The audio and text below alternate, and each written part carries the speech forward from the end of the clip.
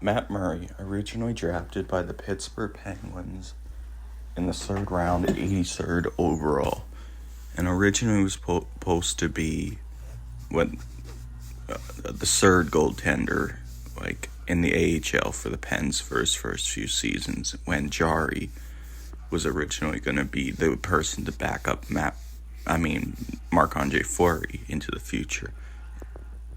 And drafted in 2012. His first year was 2013-14. He played one game and lost. The second year was 2014-15, where he played 40 games, 25 wins, and 13 losses. 2016 AHL while developing in Wilkes-Barre. 31 games played, 20 wins, and 10 losses. 2015-16 season, 13 games played, 9 wins, 2 losses, and 1 overtime loss. As you see in 2017, his best season, 49 games played, 32 wins, 10 losses, 4 overtime losses. 2018, which we'll get to soon.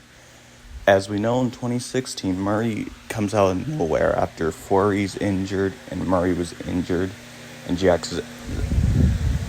Zakoff starts the playoffs for the Pittsburgh Penguins, and Murray ends up winning against the Rangers. He ends up winning against the Washington Capitals.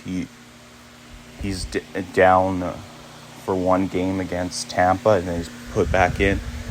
And we all know what happens. The rest is history. He helps Pittsburgh win against the Sharks in 6 games and wins his first Stanley Cup. 2017 is out for the first few games with a broken thumb in 2017.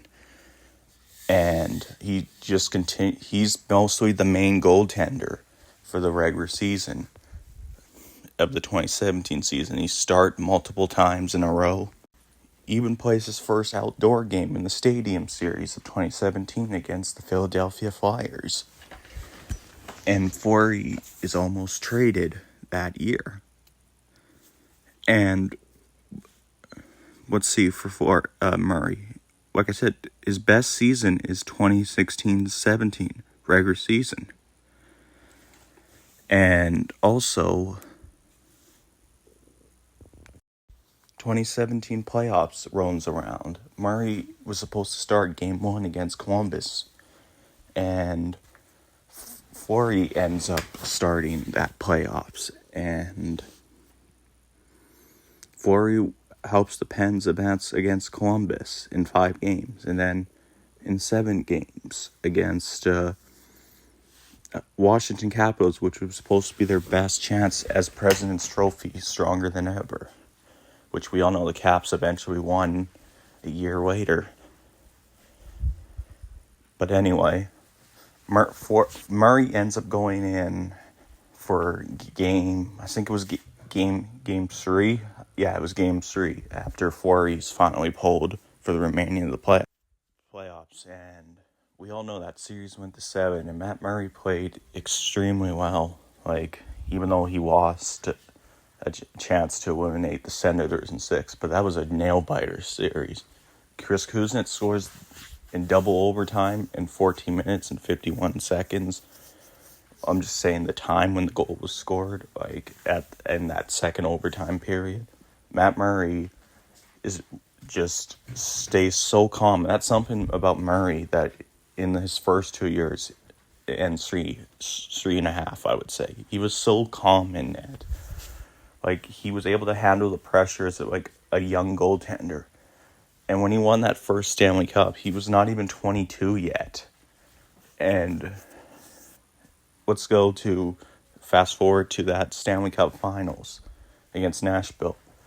Pittsburgh wins the first 2 games, and Murray looked like he was going to be pulled, and Fleury was going to be put in when Nashville kept doing, "You suck, it's all your fault" chants.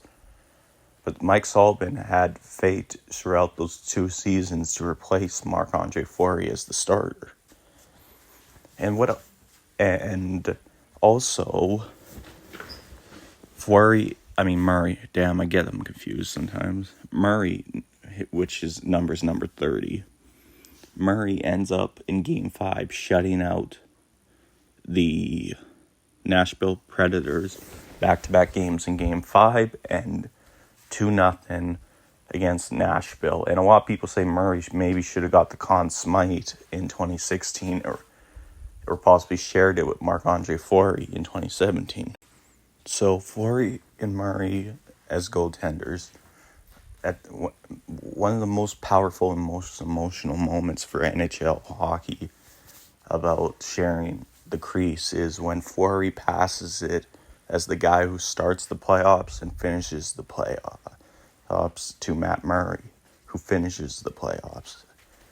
Like, I remember watching that. I was like in tears because I knew that was Fleury's last game as a Penguin and his last ever time suiting up, even though he didn't play any more games after Game 3 against Ottawa. That was like passing the torch to the new generation of Penguins goaltending, which we all thought.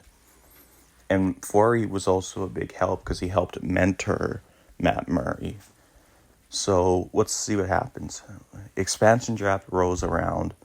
Pittsburgh loses Fleury in the expansion draft, which I still would have protected the younger goalie. It seemed right at the time, even though we didn't know what would happen with Fleury and Murray as they were both separated. Like, I still would have protected the younger goalie. It made sense because the younger goalie was only going to get better, and we saw Fleury's days of starting were over. So Fleury goes to Vegas. 2017-18 season's roaming around. And it's new pressure on Murray, like, without Marc-Andre Fleury backing him up and mentoring him and helping training him. So 2017-18 season arrives, and we see his stats right here. 49 games, 27 wins, 16 losses, and 3 overtime losses, and his save percentage, .906, and goals against went up 2.92 in the regular season. So, and as you see in 2016-17, it was 2.41. It went up, his goals against average. But anyway, so Penguins get Niemi as the backup to back up Murray because he's a veteran.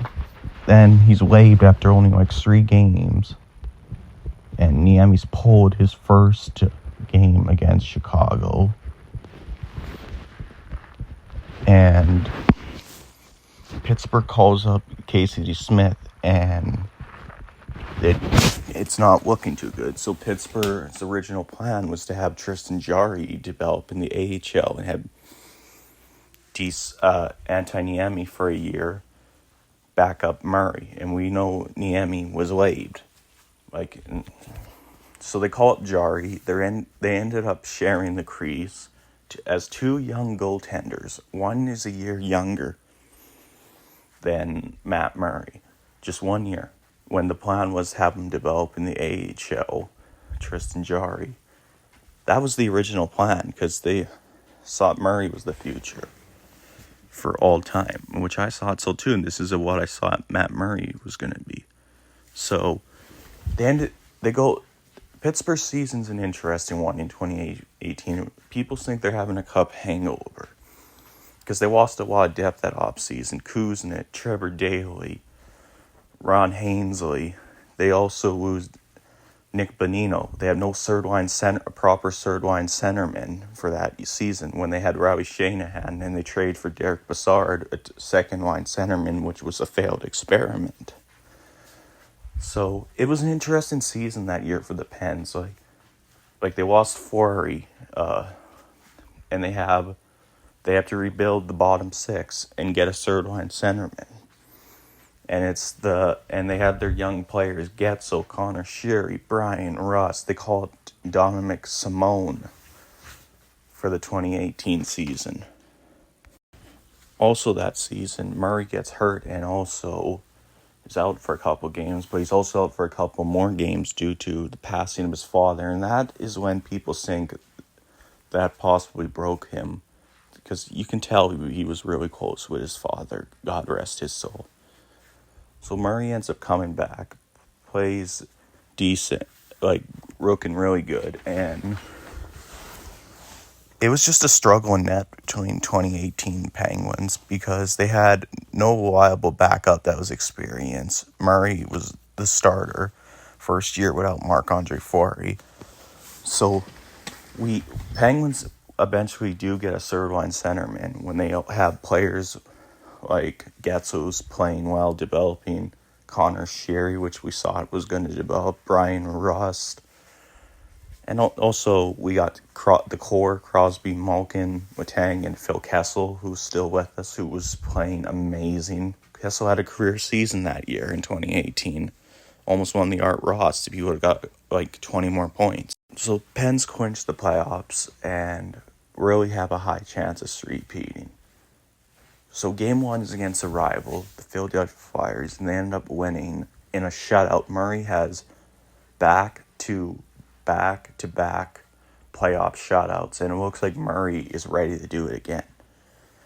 So Pittsburgh wins against the Flyers in 6 games, which was the last time they ever won a playoff series to this day. And they end up bursting the Washington Capitals. And Washington is a weaker team. They lost players to free agency, had to make some trades to keep Kuznetsov, TJ Oshie, and lost a player in the expansion draft. And during that year, the Caps were a little struggled, but still finished first in their division, while Braden Holtby was struggling that year. And Philip Grubauer started the first 2 games against the Columbus Blue Jackets. And Braden Holtby's back in net, and no one's expecting nothing out of Washington after losing so much players that year. And after constantly failing to get past the second round and winning back-to-back President's Trophies in 2015, 16, and 2017. So no one is expecting nothing. But Ovechkin, as we know in 2018, is playing his best hockey because he knew time was running out to win a Stanley Cup. Which he has my respect for. He knew time was running out and he was hungry to win. He was tired of getting knocked out in the second round. So the Pens, Murray, the Pens during that year also were getting tougher to have physicality because they wanted to stop Tom Wilson. And that hit by Matt Niskanen broke the Penguins, which we're sure we can all agree now. And Tom Wilson's deadly play, which I'll get into in 2018 season, after 2018. So the Pens end up losing in was it 5 or 6? I don't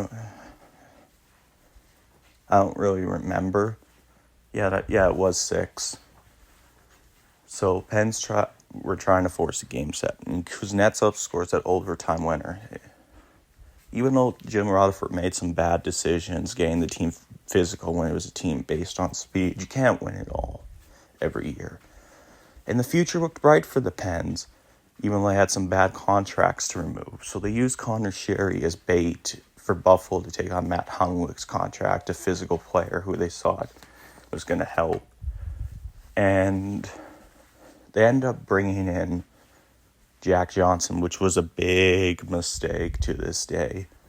$5 million for 5 years for a player that is in his final decent years is on the decline.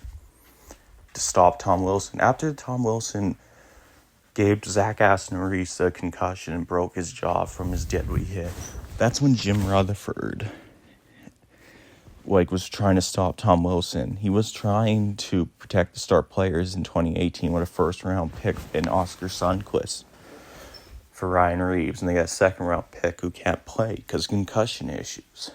So Jim Rutherford keeps getting the team grittier and slower when they have players from the cup runs like Crosby, Malkin, Rust, Getzel, Dumo, Olimata, Phil Kessel, and some others.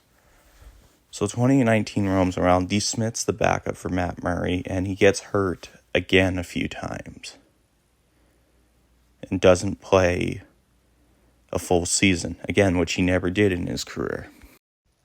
and finished his 2018-19 with 29 wins, 14 losses, and 6 overtime losses, and went to 4 shootouts. And it looked like Murray was going to be good again, like for another year, that it wasn't going to be a fluke. Like when Matt Murray first came into the league, before we continue, I thought he was going to be like the future of goaltending for not just the Pens for years and years and years to come. But I thought he was going to be like the number one best goaltender in the league, which Vasilevsky on the Tampa Bay Lightning was showing how amazing he was, and which he still is to this day, even though Tampa's gotten weaker over the years. Like, I thought Matt Murray was going to win possibly 2 more cups, or hell, even pushing 3. I thought he was going to be at multiple All-Star games and breaking the Pens record. And I'm talking about after 2016-17 season when I saw it. I thought he was also going to win multiple Vezina's and have really good goals against average. I also thought he can also put up 50 to 60 wins a year. Maybe 60 is too much, but I thought he was going to put up like lots of wins, entering 40, hell to 50. But anyway, I thought he was going to be in multiple commercials for goalies, and I thought his story was going to be inspirational for like other goaltenders, kids coming up. Like, he's the first goalie to win back-to-back cups as a rookie. No goaltender's ever done that except Matt Murray. Like, I really believed in Matt Murray. Like I really believed that he was the number one goaltender in the league going forward. I really thought so.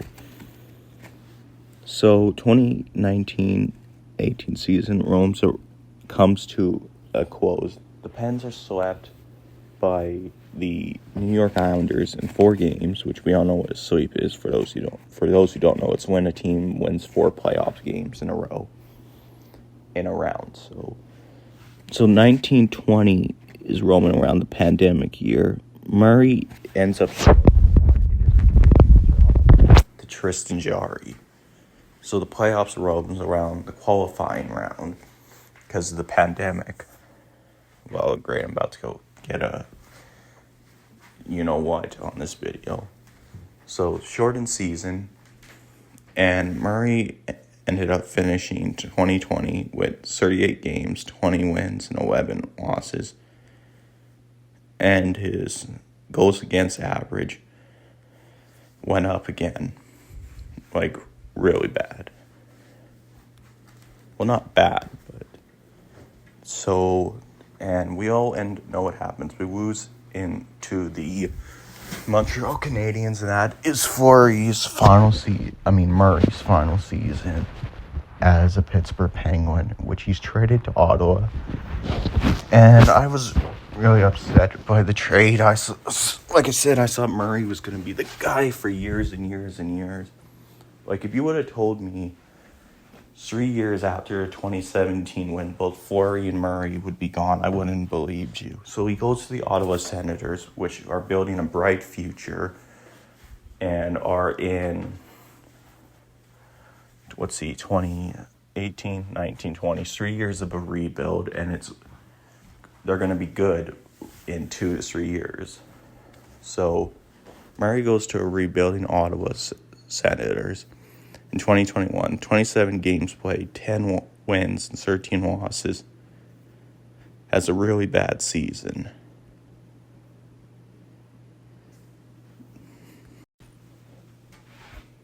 The next season, his second year at Ottawa, 20 games played, 5 wins, and a really bad goals against average and save percentage. And he's sent down to the minors in 2022. Like, that is a sad tale for Matt Murray. And it's also sad for any goaltender if this was any. Like, imagine winning back-to-back cups your first 2 years as a rookie, looking promising, and then just sent down to the minors when you're supposed to be in the NHL just full-time for the rest of your career. That is just that is sad. Like, it's a sad tale for Murray. So, yeah, for Murray's eventually traded to the Toronto Maple Leafs. Traded to Toronto when Kyle Dubas overhauls the goaltending in Toronto, with Samsonov and Murray taking a massive leap of faith. And I was really hoping for Matt Murray in 2023 to bounce back, win the Vezina, and put up like really good wins with a prime core and some veterans with Toronto, like when they have Marner, Nylander, John Tavares, a really good top six for regular season. I thought Murray was going to be the guy to get Toronto finally past the first round. And he was battling for a job with Samsonov, another young goaltender who was supposed to be the future of the Washington Capitals, who was trying to find a home. Like, I was really rooting for Murray that season, and it looked like he was going to bounce back, but just struggled, gets hurt. And 2023, I think, was the second or first full season from you-know-what. Like, because 2021 was a shortened season. Yeah, it was the second season with a full 82-game season, getting fans back in the state, back into the arenas. And Matt Murray is possibly accused of cheating, knocking the net off. And one of Murray's problems throughout his career was he couldn't stay healthy. It's like he was made out of glass and kept getting hurt and hurt. And this season, he didn't play one game for Toronto. He was on long-term injury reserved. And what is going to happen for Matt Murray? He's 29 years old now. He's most likely not getting a big contract for any new team because he's his stats and not playing any games. Hasn't won a playoff series since 2018. And he hasn't played a full season ever in his career. His goals against average and saves have gotten worse. Like, it's a sad tale for Matt Murray. Like, a guy who had everything good going for him. A lot of people say is that people figured out his weakness because Matt Murray had a weak glove, like really weak, and teams found a way to get goals on him super quick. And it's still true to this day. His glove is very weak. Others say that losing his dad really affected his game, which I believe can play a part. Like, I bet he was really close with his dad, and he had a good father-son bond with his dad, I bet. But I also think what also hurt his game a lot was just getting injured a lot. Like, missing a lot of games, and also, because injuries do affect your game as you eventually get older. But he was entering his prime of his career. And I still believe Murray could bounce back, but he's not going to win Vezinas or any of that stuff. I still believe he can be a decent backup and maybe become a decent starter again. But who's going to sign him? This could be it for Matt Murray. Where is he going to go? Because he's a free agent this year. So in conclusion, it's a sad tale for Matt Murray. A really sad tale. From being an upcoming goaltender, which no one saw coming, to basically just hurt all the time and having your stats and your skills just completely vanish. It's always going to be just a sad tale. From being a number one goaltender for the future projected, just to being at this point, hell, I think just a third goaltender, or even worse, a fourth goaltender. Such a sad tale for Matt Murray. And this is what I thought Matt Murray's career was going to be after 2017.